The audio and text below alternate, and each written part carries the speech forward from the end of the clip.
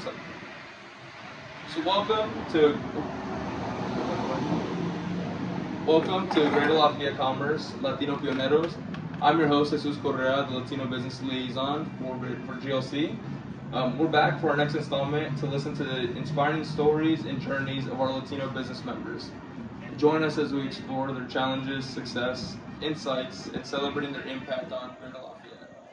Tune in to be inspired by the stories and contributions to this private community. Our guest today is Juan Carlos Cholula, owner of Horizon Media Management. Carlos is not only a Latino small business owner in Greater Lafayette, but he's also a U.S. Army veteran and a world-class jiu-jitsu practitioner. Welcome, Carlos. Thank you. Thank you for having me.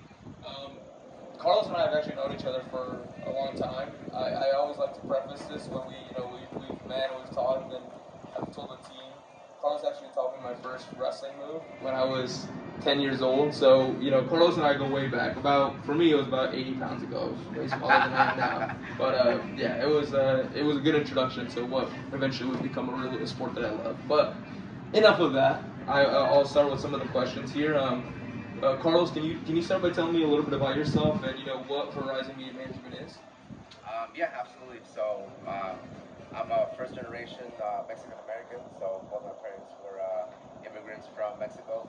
Kind of going off of the Latino chapter that we're kind of taking in here. So first generation, born in California, but I also lived in Mexico for about 7 or 8 years. So I think that really helped me, and that's something that I'm very proud of and that I've carried along with just my journey with a different perspective of the lifestyle that people live, and the kind of just different culture and everything that people don't quite understand where you grow up here versus growing up in Mexico. So from when I was a toddler until I was 7 years old, 7 and a half, I lived in Mexico with my grandparents, and then I moved back to the States when I was about 8 years old. So Spanish was my first language. I learned English, once I got here, and I went to school in Mexico as well. So I was born here, but it was very much like I grew up with that Mexican lifestyle. Like I had a couple teachers that also were teachers to my parents in the school that we went to. Yeah. So a very, very small community. So I feel like I very much got the best of both worlds, having lived through that experience. What part of Mexico are you from? Or did you go back to? So we're from Puebla. It's a state about where we're from is about 2.5 hours south of Mexico City. Okay. So whenever I go back, I fly into Mexico City, and then from there I either have family pick me up, or I just take a bus down back down to the major city that we're from. But the town that we're from is Troconal. It's about probably like the size of this parking lot, like the actual town itself. Yeah. Maybe like 500 to 1,000 people, so like very, very small community, very close knit. Everybody knows each other. Even when I go back, everybody still kind of knows that I'm one of the young kids that grew up there but then left to the U.S. when I was little. So This isn't on here, but is that kind of what guys drew you back to being in Lafayette or staying in Lafayette? My family, yeah, my family's here. Both my parents, thankfully, they're still here. I've got brother and sister here, and I grew up here, So obviously, like you said, I've been part of the kind of wrestling world for quite some time now, Yeah. So it's always just helped keep me grounded. I always like to say Lafayette's a good place to come back to after you've been gone for a while. Yeah. So it's always been fun. And then so that's a little bit about me. Like I said, first generation Mexican American, and then Horizon Media Management is a business that I started about 5 years ago. So I started it officially, got my first paying client in 2019. I worked on it for about a year before that. So I guess officially 2018 is when I started it. I got my first client in 2019. So for about 5 years now, and it's been a huge, for me at least, pretty good success. I design websites for local businesses, and I help them with their marketing, so content creation, video production, to help get their name out in the community, and help them with just stay relevant, because it's now with the digital age, it's out of sight, out of mind. You know, if you're not at least a little bit posting some sort of content or a little bit about what you do, then you know you can kind of fall behind. So 2019 is when I started it, and I've been able to help quite a good amount of businesses in the area. So that's probably something that I'm very proud of. And yeah, so here we are. I'm not gonna go fully in order. I know we talked about that, right? But like, I did want to ask you, what did motivate you to start it? Because obviously, as I've gotten more involved into helping the Latino businesses and just into the Latino community as a whole, you are kind of like very much in by yourself in this marketing world where you can't speak both languages. Did you see the need for someone to help the Latino businesses with their marketing information? Because obviously, like you said, it's become more prevalent, more important in businesses, and some of the Latino community or some of the Latino business owners, like they may not be as computer savvy with or social media savvy with all that stuff. Did you see that as a need? A lot of the times people say innovation is inspired by necessity, or what's that saying? Necessity inspires innovation. Yeah. Is that kind of what motivated you to start the business? Yeah, absolutely. So 2017 or so is when businesses or kind of the trends really started picking up with more and more businesses being or seeing the need of them having to be on social media, in one way or another. And I've worked sales, customer service, sales primarily for about my entire professional career. So just seeing that need and having already had the experience in that world of sales and working with clients and everything like that, I saw that kind of open opportunity to just create a little bit something for myself. Yeah. And then I created it really realistically because of wrestling. When I was competing and traveling, it's kind of hard to keep a full-time gig where you have to be somewhere physically every single day. Yeah. Everything that we talked about, it can be done from your phone or through a computer. So having to find the need to generate an income while still being able to compete and train and travel, which is what I was doing for a good while, at least at that time.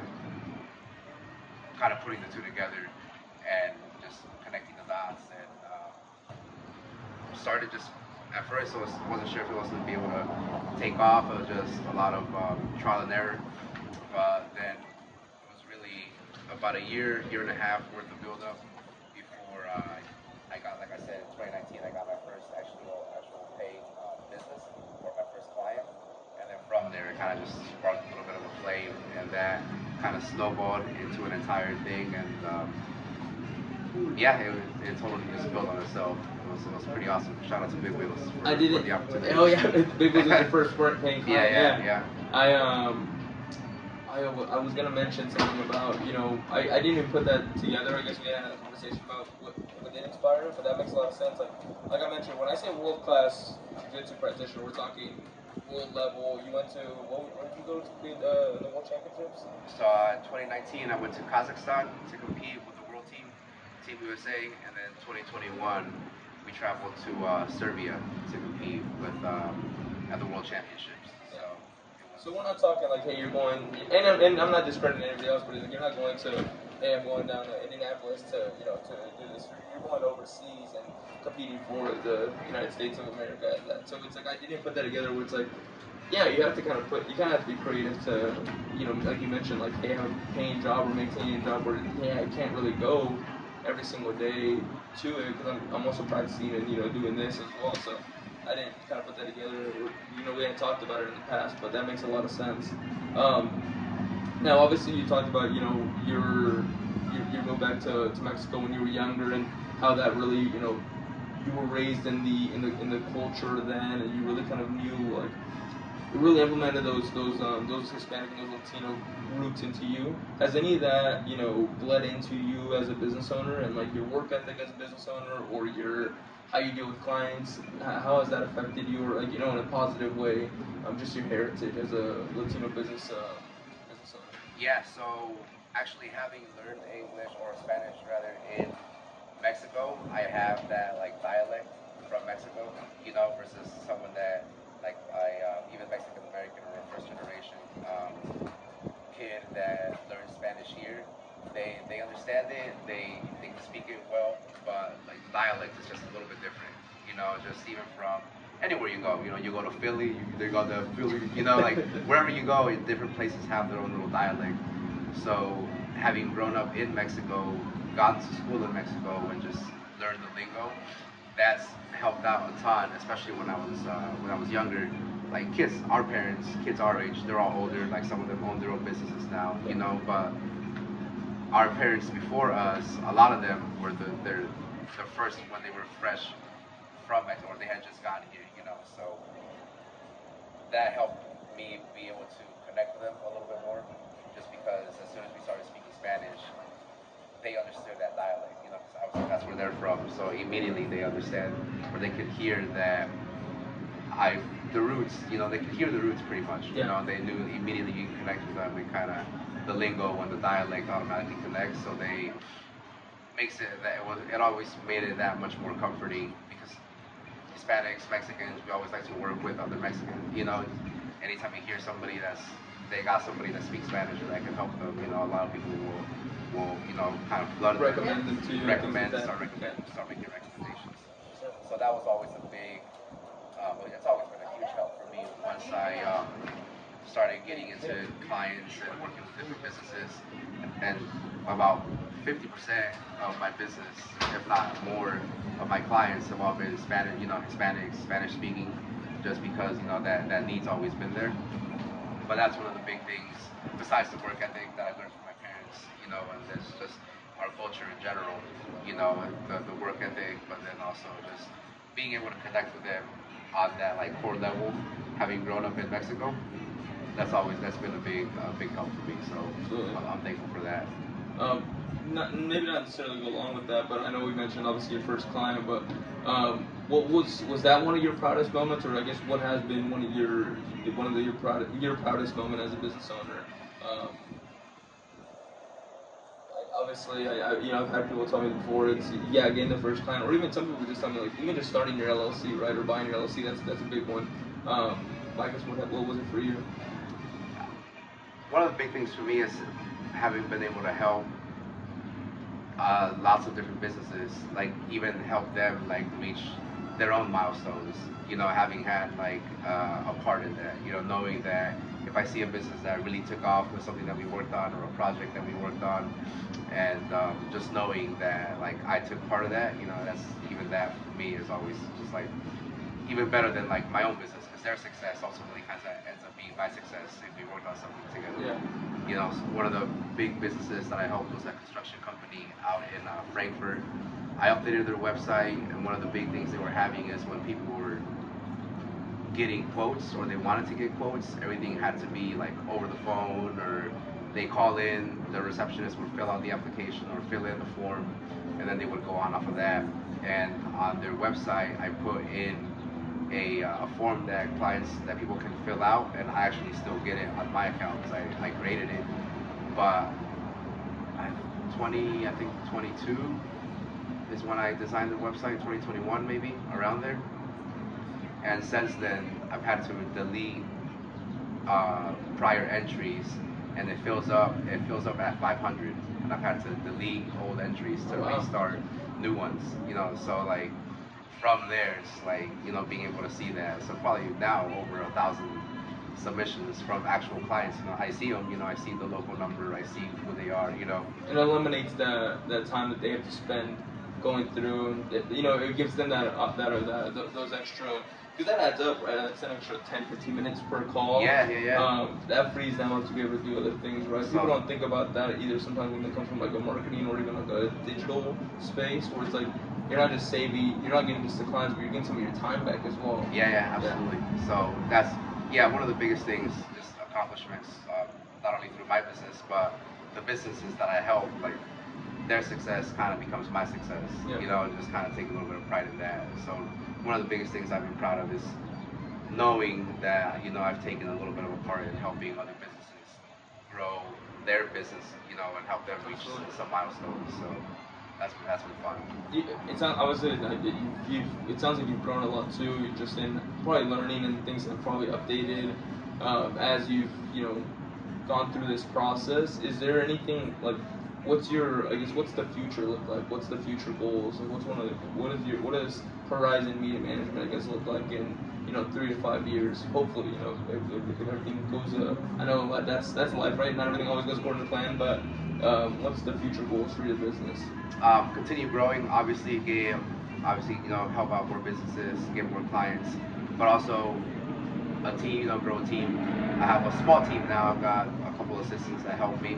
So eventually, grow a team, grow an even bigger team that I can also help employees or help other people advance in, kind of their own professional aspirations and goals and things like that. So really, the next thing for me would be build a team. Build a team to kind of start having my own little section of helpers or Employees and whatnot. Employees and I always say that you can tell a lot about a person by how they talk about how they want to help other people, and or you can tell a lot about by a manager or an owner, like when they talk about their team. And you've talked about it multiple times now, like about wanting to help others, and obviously you're a wrestling coach, so you already volunteer a lot of your time in that as well. So it's like, I think like I said, you can tell a lot about a person where their heart is when it comes to that. It probably doesn't surprise me that people want to go and work with you for that reason as well, right? Because they probably notice that with you as well. Lastly, why did you become a Greater Lafayette Commerce, the Latino Pioneers?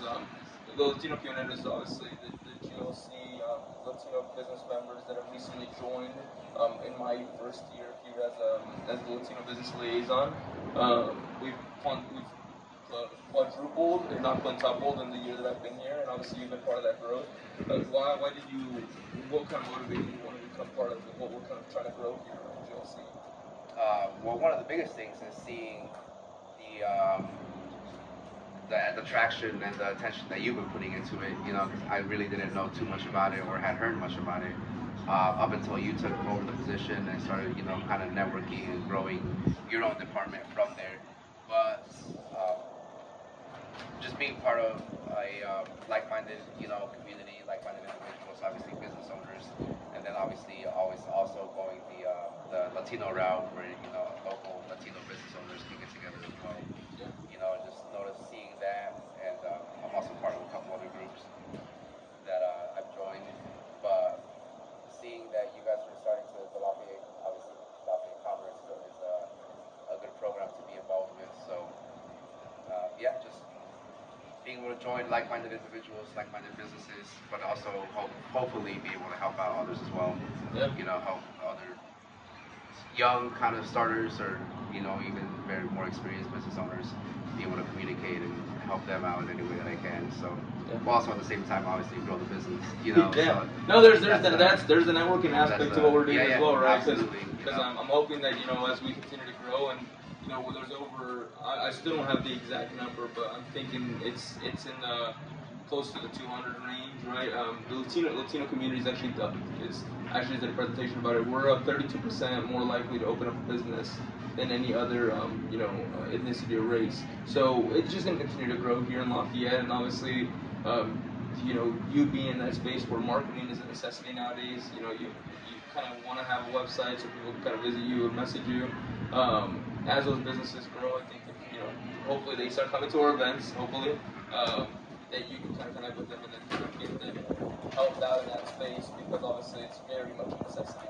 And like you mentioned, it's something they feel more comfortable going with someone that speaks Spanish, right? And that's completely understandable as well. So that's interesting. That statistic you said about we're 32% more likely to start a business. Yeah. So, but I've talked about this before. It's like being first generation or having coming from that culture where a lot of our parents or grandparents were immigrants.